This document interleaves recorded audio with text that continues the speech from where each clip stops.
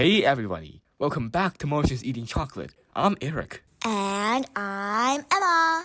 And Victoria here. Let's dive in. Pew, pew, yay!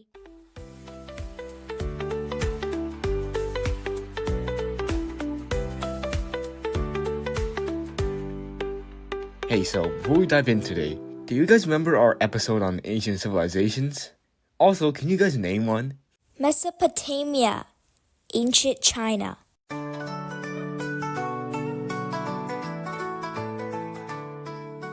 Indus Valley.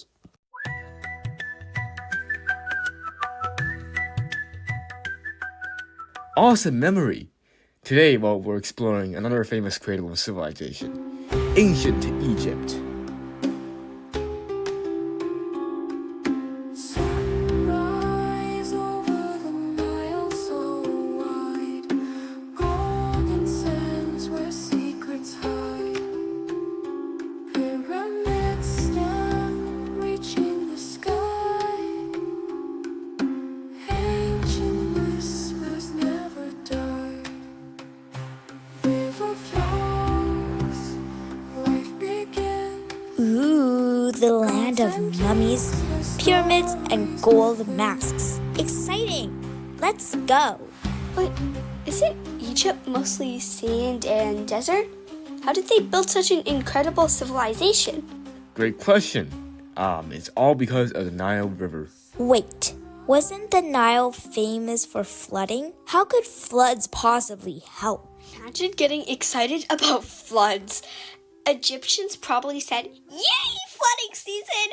Grab your boat, we're farming today!" Well, exactly once a year, the Nile will overflow and cover the fields with rich, fertile mud. So the river basically gave Egypt free fertilizer deliveries?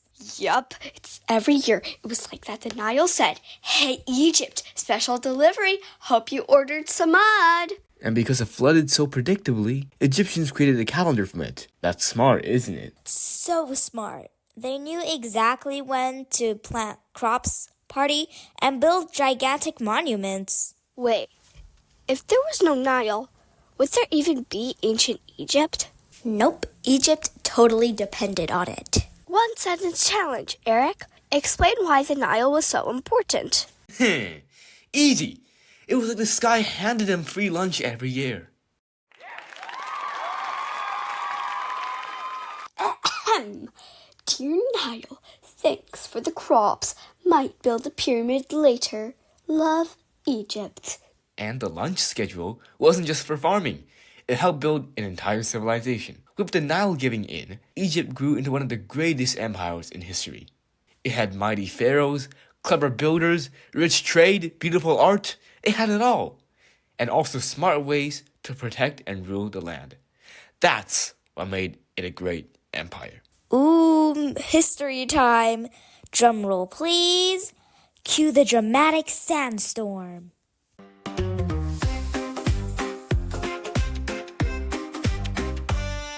Sand, sand, sand in the desert land. Camel walking on the sand. Sun, sun, sun, it's shining so bright. Pyramid, what a golden sight. It's Egypt time. Lulu, camels in a line. Alright, team, let's dive into the incredible story of ancient Egypt. Imagine this. A civilization that lasted over 3,000 years. It all began around 3100 BC, of course, when a king named Narmer united Upper and Lower Egypt. That was the moment Egypt officially became, a civilization. Wait, Upper and Lower Egypt?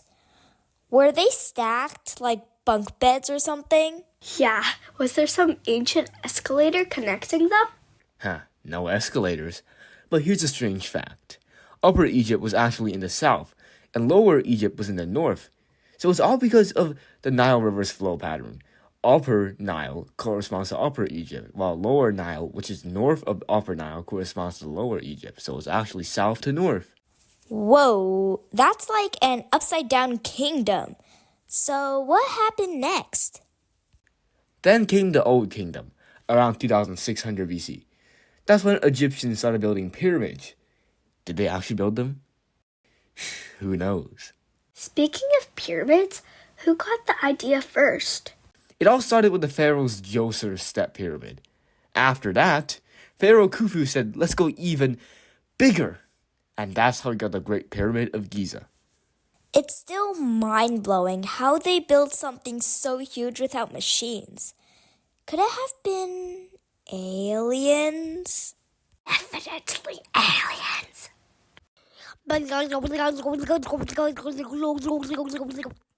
Or maybe just brilliant engineers, but the alien theory is way cooler, am I right? But after the Old Kingdom came the Middle Kingdom, when Egypt expanded trade and art. But the real golden age came with a new kingdom. Sounds fancy. That's when pharaohs like Ramses the Great ruled. He was very famous, but he was also the best military leader Egypt ever had, never lost a battle, and expanded the empire into places like modern Syria and the Sudan. Whoa, so he was like the ancient Egyptian Napoleon? Exactly. And let's not forget Hatshepsut. I am so sorry for mispronouncing that. She was one of the most powerful female pharaohs. She built incredible temples and led Egypt to peace and wealth. Wait, didn't they never find her tomb? That's right. Some say it's still hidden under the sands. Guys, we should totally form an archaeology team and go find it. Nope, not me. What if there's another mummy curse? Fine, you stay in the tent. I'll take the treasure. And don't forget Cleopatra, she's very important. The last pharaoh of Egypt. She ruled during the Ptolemaic dynasty, and she even had famous love stories with Julius Caesar and Mark Antony. It's the queen of eyeliner and empires. But after her, Egypt became part of the Roman Empire, right? Yep, but even after the pharaohs faded, the mysteries and legacy of Egypt lived on. It's Egypt time. Lulu, camels in a line. Let the river flow. Now, So, where the queen plants We've grow. met kings and queens. But what was life like for regular people? Yeah, like what did they eat? What did the kids do? And where did they go to the bathroom? Okay. Let's walk like an Egyptian right into their daily lives and explore what it's all like in ancient Egypt. I bet they had some weird food. Not really weird, I mean, maybe a bit weird, but mostly bread, onions, dates, figs, and beer. Wait, beer? For kids? Well, it was weak and safer than Nile water. Well, think of it as an ancient orange juice. I'd rather stick with juice boxes. What did they wear? Lined clothes. It was very hot, so less was more. And they also loved accessories like wigs, jewelry, and fancy sandals. Fashion goals. I'd totally rock a golden cat necklace. What about the eye makeup? That's coal. Men and women wore it for protection against the sun and insects. And let's be honest, it looked kind of cool. Beauty and bug spray. Genius. Did they really believe in an afterlife with all those mummies and tombs? Absolutely. They believed your soul needed a preserved body to live forever, so they mummified people and painted the tombs with scenes to guide them into afterlife. Like an ancient travel guide for the soul. What if someone had a super naughty heart? Then Anubis, the jackal god, weighed it. It was heavier than a feather. A monster named Amit gobbled it up. Harsh. So basically, be kind or get eaten. Speaking of stars, wasn't there a weird carving that looks like a light bulb? Ah, the Danderolite. Some say it's just a snake in a lotus flower, but other things is ancient Egypt high tech. Are you saying Egypt invented electricity? Maybe. Or maybe someone just really likes snakes and giant glass jars. I don't know. Ancient Egypt sounds wild, but can we do something crazy? Like pretend we time traveled there? Ooh, okay. I'm a spice trader sailing down the Nile on a boat filled with cinnamon. And I am a temple dancer performing at the Festival of Ra. Then I'm the royal map maker trying to draw the stars on papyrus while avoiding angry hippos. Best field trip ever. So, whether it was food, fashion, funerals, ancient Egyptians turned daily life into something spectacular and magical. And thanks to all the things they left behind, we can still peek into their world thousands of years later. Just maybe not into the mummy's tomb. Yeah, just leave that to the professionals. We kill the flame.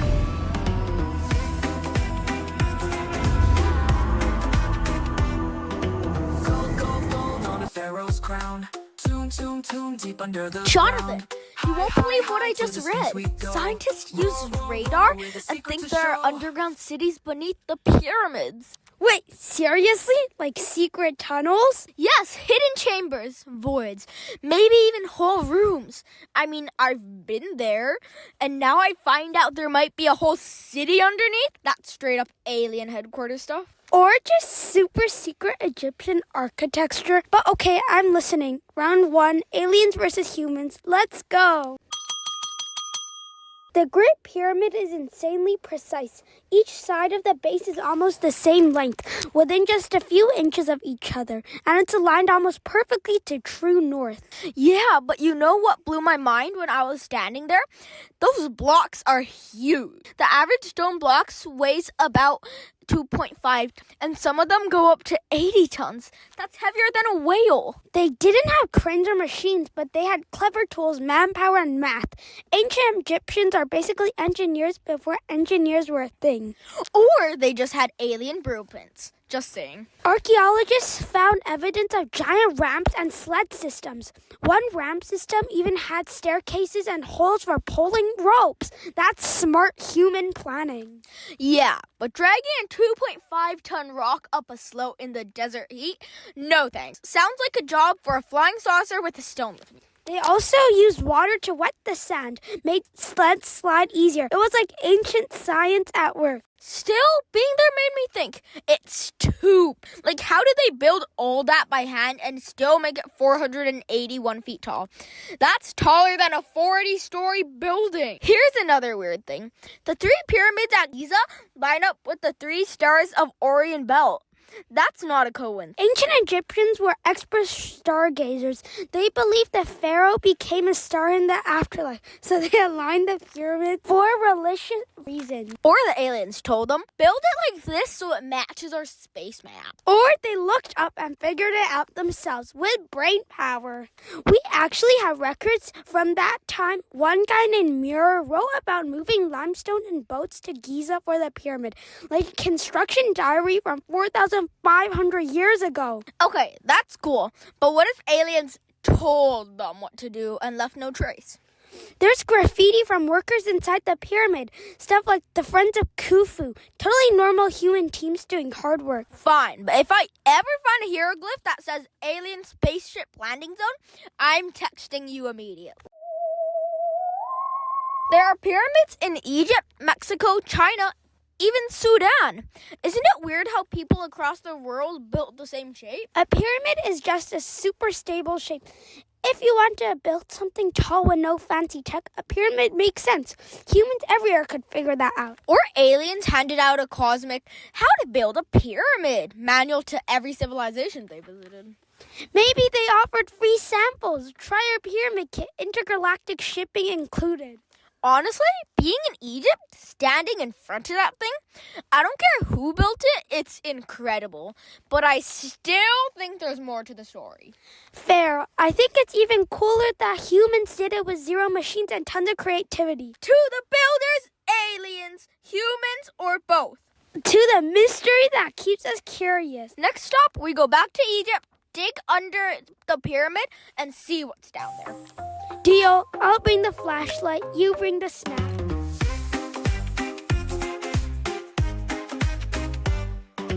Gold, gold, gold on a pharaoh's crown. Tomb, tomb, tomb, deep under the ground.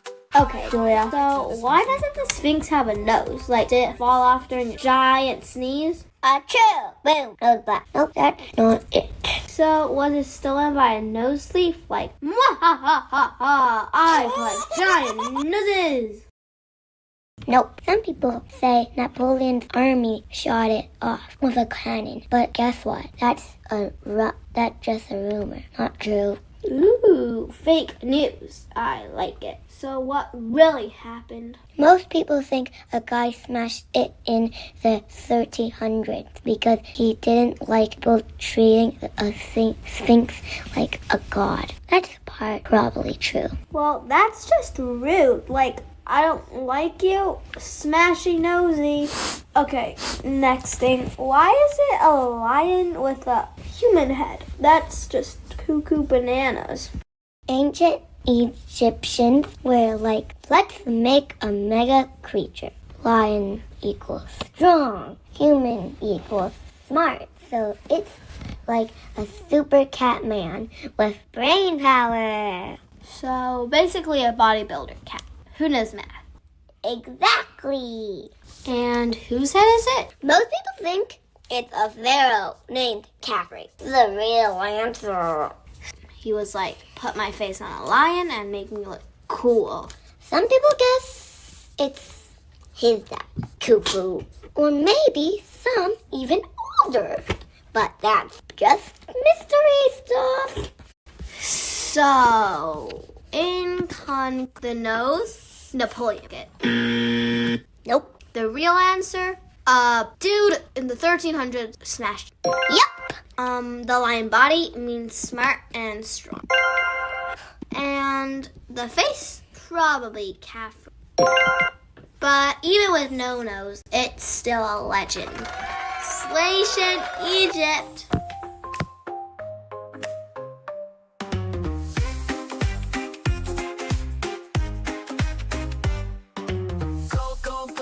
Hi, I'm Hubert. Hi, I'm Preston. Today we're diving into Mysterious Valley of the Kings. I was born in the land of sand and water.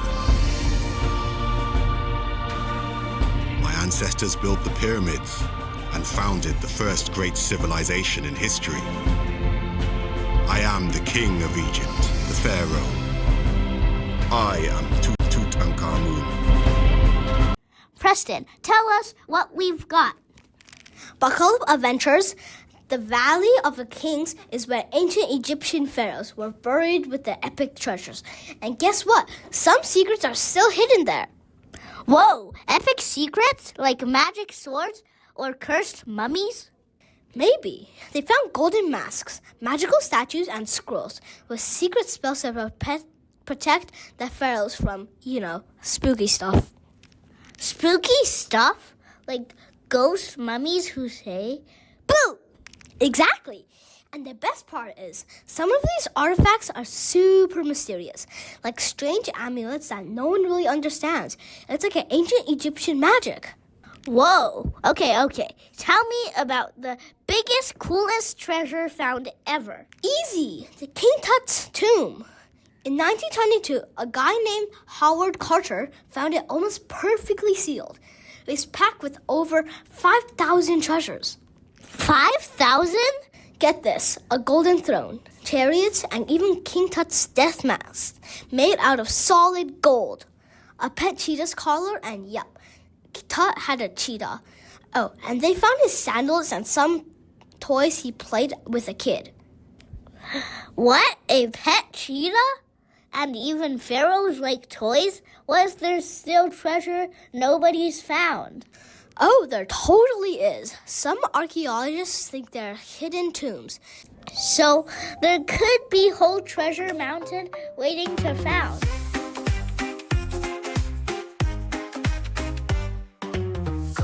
Gold on a pharaoh's crown. Hey Chloe, guess what I found in a library book? This weird statue. It looked like a hippo standing on two legs, but with sharp claws and a crocodile tail. That sounds like Taweret. She's one of the ancient Egyptian goddesses. She might look kind of scary, but she's actually one of the good ones. That's a goddess? She looks more like a boss monster from a video game. I know, but every part of her design has a purpose. She's got the body of a pregnant hippo, lion paws, and a crocodile tail. That might sound weird, but in ancient Egypt, those animals were powerful symbols. So she was like a scary protector? Exactly. Egyptians loved combining things that seemed opposite, like strength and care, beauty and danger. Gods didn't have to look perfect. What matters was what they represented. She was painted turquoise in the book. Why that color? Great observation. Turquoise was one of the most sacred colors in ancient Egypt. It stood for protection, life, and rebirth. The Spy Tower statues were often made in turquoise or blue-green. People believed that the color itself had magic in it. I didn't know they had so many gods. Were they all animal people? A lot of them were. Ancient Egyptians believed the gods were everywhere, in the wind, the water, the animals, the sun. So they gave them shapes that reflected nature. Some looked fully human, and others were only half human, a part animal. Like Anubis, he had a jackal head. Horus had a falcon head, and Thoth had the head of an ibis bird. Were there good gods and bad gods? Mostly, they were just really powerful and complicated. Some were protective, like Bastet, the cat goddess, or Hathor, the goddess of love. Others caused trouble, like Set, the god of chaos and storms. But Egyptians didn't see them as just good or bad. They believed balance was the most important thing, mat, the idea of harmony, truth, and order. So it's like keeping everything in balance. Exactly. That's why they built temples, offered food to statues, and told stories about the gods. They wanted to live in harmony with the world and honor the forces that kept everything going. I kind of wish we still believed in all of that. It's cool to think the sun rising is a god sailing his boat across the sky. It made the world feel magical and meaningful. Every sunrise, flood, or dream had a purpose. I'm definitely drawing Tawara when I get home. I'll use my turquoise markers. You should definitely do it. Just don't forget her lion paws, the crocodile tail, and her big round belly. She's not just tough, she's full of life. She's my new favorite. Strong, fierce, and kind of awesome looking.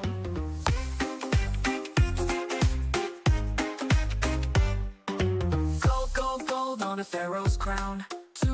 Hello, my name is Emma and I am 8.5 years old. Today I am going to be talking about the Egyptians and their relationship with cats. Question 1. Why did ancient Egyptians love and even worship cats? Maybe cats are super cute and mysterious. I think the Egyptians thought cats were magical and could protect their homes from bad stuff like evil spirits or something spooky. Also, cats are really good at sneaking around, so maybe Egyptians thought cats had superpowers. Next question. Which Egyptian goddess was often shown with the head of a cat, and what was she the goddess of? Oh, I looked it up before. I think her name was Bastet or something like that. She had a cat head and maybe wore a dress. I think she was the goddess of love, home, and probably happiness. Also, I think she could protect the citizens of her kingdom with her magic powers. Question 3. What were the consequences in ancient Egypt if someone harmed a cat? I think they got in big trouble. Like maybe they had to go to jail or get yelled at by the Pharaoh, also known as the king or the ruler of a kingdom. Or maybe even something scarier like a curse, because cats were so special. Hurting one was like the worst thing you could do as an Egyptian. Last but not least, why did ancient Egyptians wear so much makeup and jewelry? Maybe to look fancy to show off their beauty to the gods, or maybe just to present their culture to the gods?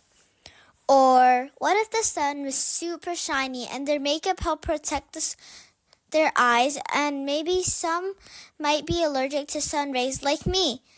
I also think they just like sparkly things, also just like me. Or I think it was their way of saying, hey, I'm important.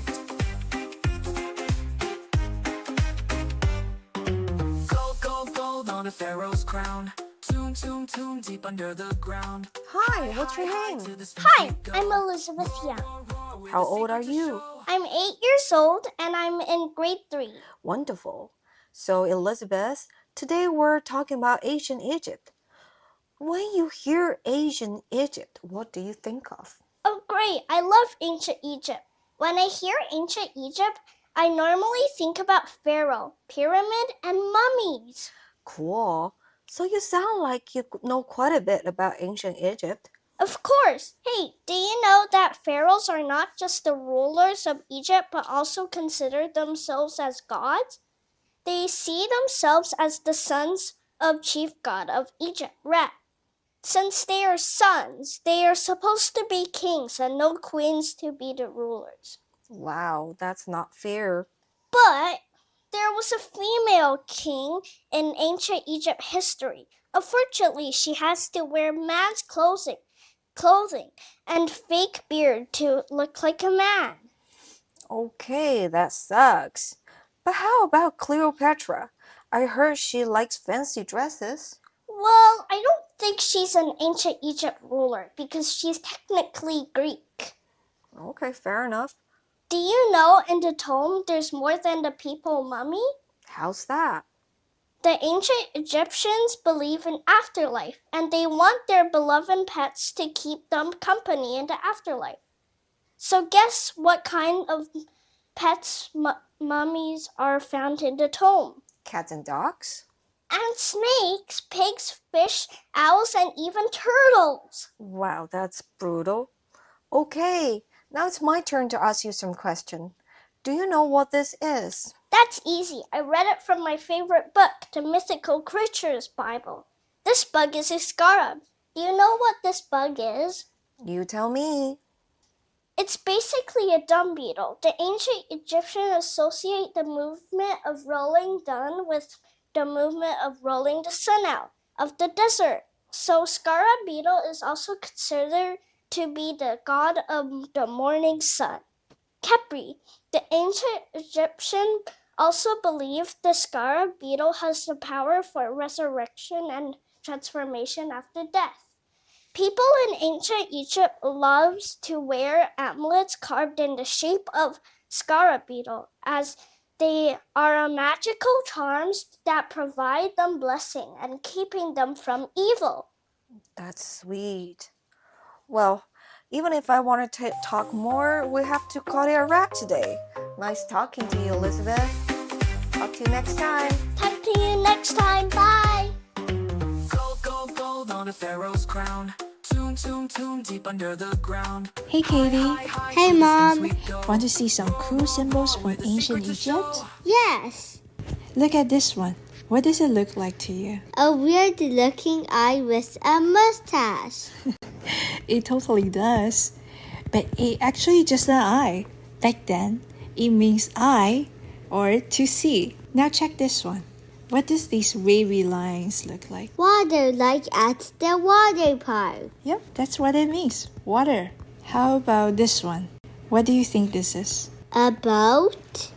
Good try. It does look like a boat, but it actually means mouth, like talking or eating. Now look at this one. A circle with a dot inside. What does it look like? A Target shop. You're right. It totally looks like the Target logo, but it was actually the symbol for the sun and also for the sun god Ra. Last one. What do you think this is? A bird. You got it. That one is a bird symbol. Okay, now I want to show you a big picture. Are you ready? Ready. Okay, look at this. What do you think the people are doing in this picture? What's going on? On the top picture, it looks like they are hunting. And the one on the left is holding a big sharp stick. And the one on the right is dancing. And the two girls on the bottom are praying that they will get lots of birds or food to eat. And the naked ones are holding sticks and hunting for birds. And I think later if they get too hot, they will be ready to take a shower. The ones on the right are picking grapes, and the ones in the middle are making grape juice or wine. The ones on the left are putting the food in the storage room. These guys that are standing up are carrying a bag full of food. The ones in the middle are peeling the feathers, and the ones on the left are putting the birds in the storage. Good job, Katie.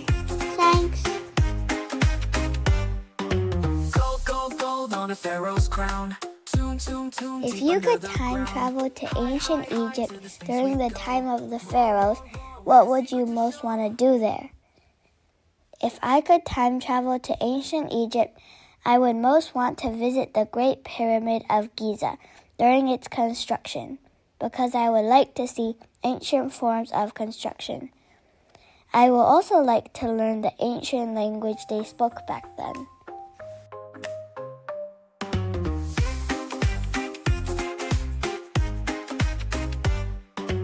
I'm Preston, and today I've got a special first-time guest with me. Can you tell everyone your name and what grade you're in?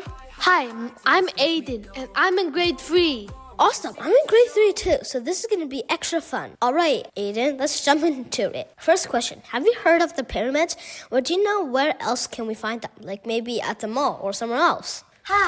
Not at the mall. I think you find pyramids in the desert, like in Egypt with camels. Nice, good thing, because I don't think the food court has any pyramids, unless they're made of fries. Okay, next up. What do you think people built pyramids for? Were they houses, giant playgrounds, or something else? I think that there were tombs, like pharaohs and kings. And maybe they hid treasure in there too. Wow, that sounds like a fanciest treasure chest ever. Okay, last one, and it's a biggie. How huge do you think pyramids are? Can we fit 1,000 pizzas inside, 1,000,000 toys, or maybe an elephant? I bet you could fit like 10 elephants and 1,000 pizzas stacked like a pizza mountain. Haha, elephant pizza party in the pyramid. Now that would be a story. Okay, take a look. What do you think it is? I think it's a pen, but like from the old days. And that jar thing, it must held the ink. Whoa, that's a great guess. But what if, and hear me out, what if it was used for a super special drink? You put all the ingredients in the jar, then use that stick to stir it up before you drink it, like a magic potion. Haha, magic juice from the past? I love it. But wait, what is that actually? Shall we research a little? Yes, let's look it up. Okay, what did you find? Oh, wow, Preston, guess what? It's from the ancient Egypt. Actually, a coal jar. They used it to hold black eyeliner made from minerals. And the stick is the applicator they used to put around their eyes. What? So it's not ink and not a potion. It's ancient makeup? That's amazing. Egyptians were like beauty experts thousands of years ago. Yup, they believe coal protected their eyes from the sun and even from evil spirits. It was makeup and superpower protection. Mind blown. Thank you, Egypt, for inventing awesome stuff.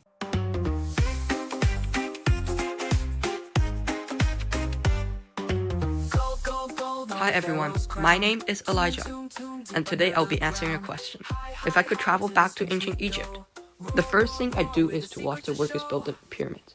I want to see how they move the rocks, how they move the stones, and explore the secrets of the pyramids. Next, I'd attend a pharaoh ceremony to experience the music, dancing, and golden treasures. I'd sit down with the temple scribes to learn real hieroglyphics, which are those cool pictures and words. Then I'll take a boat down the mighty Nile River to visit the busy markets and farms. Last but not least, I'd explore the enormous temples covered with colorful paintings of gods and pharaohs to understand how religion shaped everyday life. Thank you. Hi, welcome to our Martin's Eating Chocolate. I am Victoria. First, tell everyone your name and what grade you're in. My name is Olivia and I'm in senior kindergarten. Alright, we've got some super serious ancient Egypt questions for you. Are you ready? Yes. Now, take a look at this picture. This is a real king from ancient Egypt. So, back in ancient Egypt, they had these powerful kings called pharaohs. If you were a pharaoh, what would you do first thing in the morning? If I was king, I would eat a pancake big as a castle.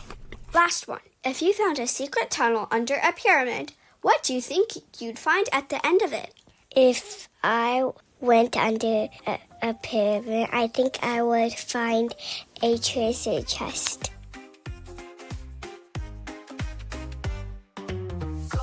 Gold on a pharaoh's crown. Deep under the Tell everyone your name and what grade you're in. My name is Brian. I am JK. Alright, we've got a super serious ancient Egypt question for you. Are you ready? Yes. Now, take a look at this picture. This is a real king from ancient Egypt. So, back in ancient Egypt, they had these powerful kings called pharaohs. So, if you were a pharaoh, what would you do first thing in the morning?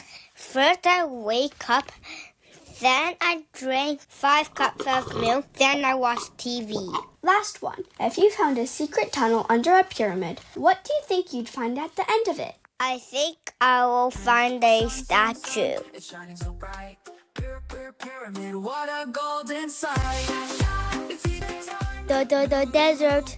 Mummy. Pyramid. Hey everyone, it's just me today. Eric's off in Washington for his robotics competition, V's in Toronto doing gymnastics, and I just got back from my dance contest. So I'm wrapping things up solo. Today we explored ancient Egypt, from the life-giving Nile and powerful pharaohs to pyramids, mummy curses, and amazing gods. And we realized ancient Egyptians were a lot like us. Some worked hard, some daydreamed big, and they all became part of history. One day we will too. That's what Martians Eating Chocolate is all about, discovering the past so we can live the present with wonder. Next time we're diving deeper into Egypt, mysterious writing, mummies, and lost treasures. Plus, Eric's dropping a reaction to iShowSpeed's wild trip to China. Don't miss it.